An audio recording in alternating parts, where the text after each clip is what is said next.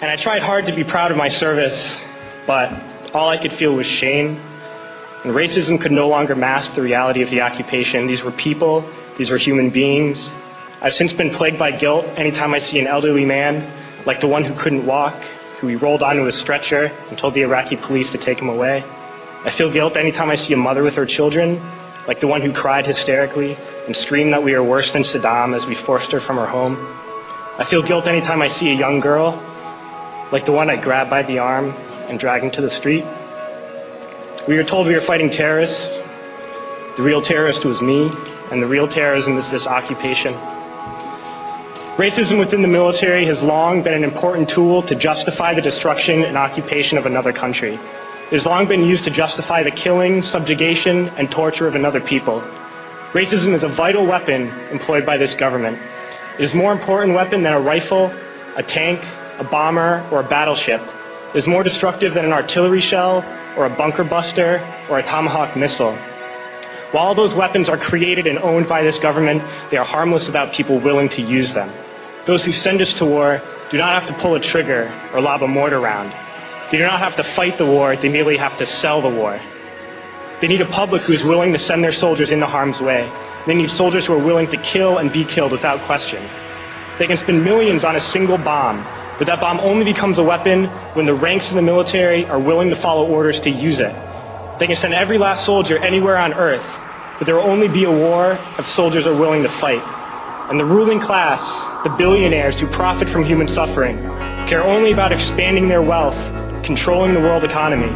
Understand that their power lies only in their ability to convince us that war, oppression, and exploitation is in our interest.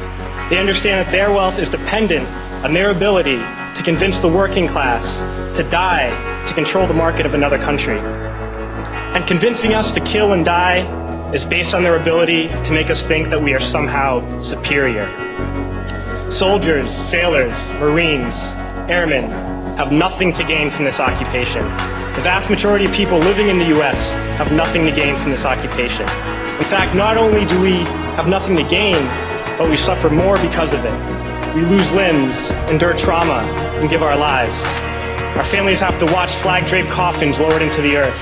Millions in this country without health care, jobs, or access to education must watch this government squander over $450 million a day on this occupation.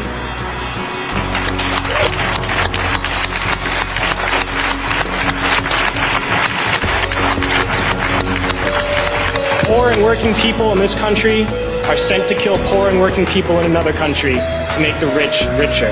And without racism, soldiers would realize that they have more in common with the Iraqi people than they do with the billionaires who send us to war.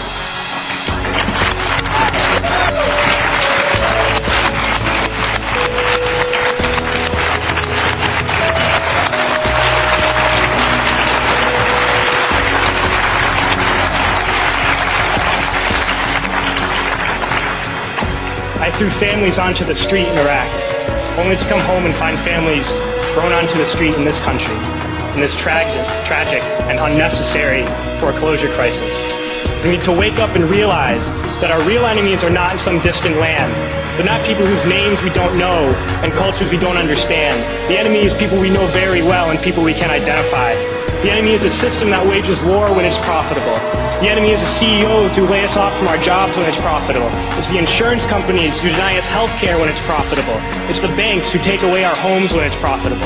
Our enemy is not 5,000 miles away. They are right here at home. If we organize and fight with our sisters and brothers, we can stop this war, we can stop this government, and we can create a better world.